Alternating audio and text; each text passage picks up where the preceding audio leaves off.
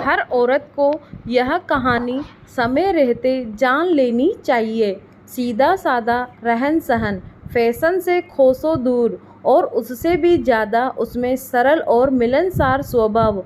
आज उसका फ़ोन आया था। रितिका। दरअसल उसकी शादी जयपुर में हुई, पर नौकरी के कारण स्थायी तौर पर वह जोधपुर में रहती हैं। जब समय मिलता है हम जी भर के गप्पे मारते हैं। आज वह अपने पति, बच्चों के बारे में, सास ससुर के बारे में ढेर सारी बातें कर रही थी। तभी मैंने पूछा, नौकरी करती हैं या नहीं? उस पर वह बोली, पहले नौकरी करती थी पर अब नहीं, मतलब समय ही नहीं मिलता। घर के काम, बच्चों का स्कूल, ट्यूशन, खाना बनाना, घर की साफ सफाई, सास ससुर का ध्यान रखना, उनकी दवाई पानी सब समय से और नियम से देना, यह सब करते करते खुद के लिए समय ही कहाँ मिलता है।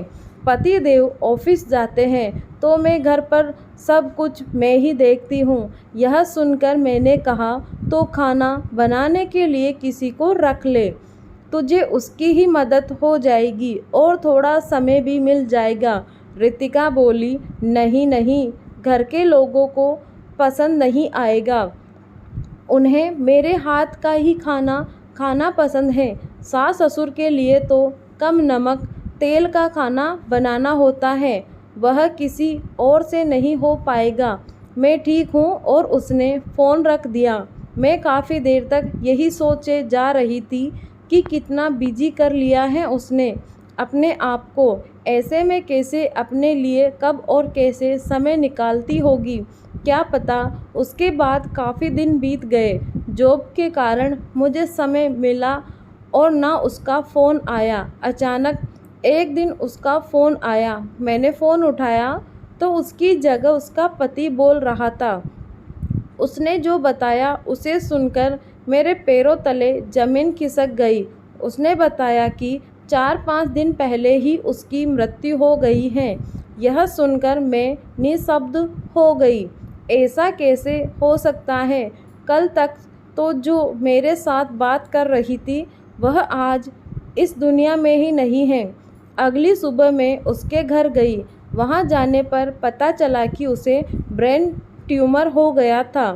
वैसे उसे माइग्रेशन की शिकायत पहले से ही थी, पर वह सिर दर्द को बड़े हल्के में लिया करती थी और इस बार तो उसने ध्यान ही नहीं दिया।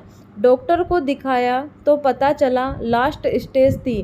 3 महीने अस्पताल में थी पर कुछ नहीं कर पाए। आज वह हमारे बीच में नहीं है। मुझे बुरा भी लग रहा था और पछतावा भी कि मैंने क्यों समय निकालकर उसे फ़ोन नहीं किया। 2 महीने बीत गए थे इस बात को। एक दिन मन में आया कि रितिका के पति को फ़ोन किया, उनका हालचाल जानने के लिए। फ़ोन इसीलिए भी किया क्योंकि उनके सारे काम रितिका ही किया करती थी। बड़ी मुश्किल होता होगा उसके लिए रितिका के बिना रहना। मैंने उन्हें फ़ोन मिलाया और पूछा कि कैसे हो। उन्होंने जवाब दिया कि अभी वह क्रिकेट स्टेडियम में है। यह सुनकर मुझे बड़ी हैरानी हुई। मैंने पूछा, घर में सब कैसे मैनेज करते हो? तो उन्होंने कहा, घर काम के लिए एक मेड रखी है, बच्चों को संभालने के लिए फुल टाइम मेड रहती हैं और माँ बाप की देखभाल के लिए फुल टाइम नर्स रखी थी। सब कुछ अच्छे से मैनेज हो जाता है और उसे भी टाइम मिल जाता है। मैंने थोड़ी सी बात करके फ़ोन रख दिया। मुझे बड़ी हैरानी हुई। जिस रितिका ने अपना पूरा जीवन घर के काम और घर के सदस्यों के लिए बिता दिया, आज वह ना होने पर उसके पति ने हर काम के लिए मेड रख ली और उसका जीवन आराम से व्यतीत हो रहा है। फिर उसमें रितिका की क्या गलती थी? साथियों, यह कहानी बताने का एक ही उद्देश्य था कि घर की स्त्रियां अपने घर के प्रति सभी जिम्मेदारियां निभानी भी चाहिए, पर अपनी भी कीमत करना सीखो। खुद की भी उतनी ही केयर करो जितनी आप दूसरों की करते हो। सभी काम मुझे ही करने हैं और मुझे ही आते हैं, इस बात को अपने दिमाग से निकाल दो, क्योंकि आखिर में कोई किसी का नहीं होता।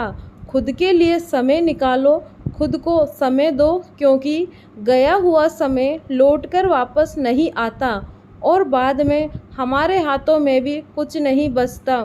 दोस्तों, हर औरत के जीवन में यही सब कुछ होता आया है, तो इस कहानी को इतना शेयर करें ताकि सबको इसकी कीमत पता लग जाए। धन्यवाद दोस्तों।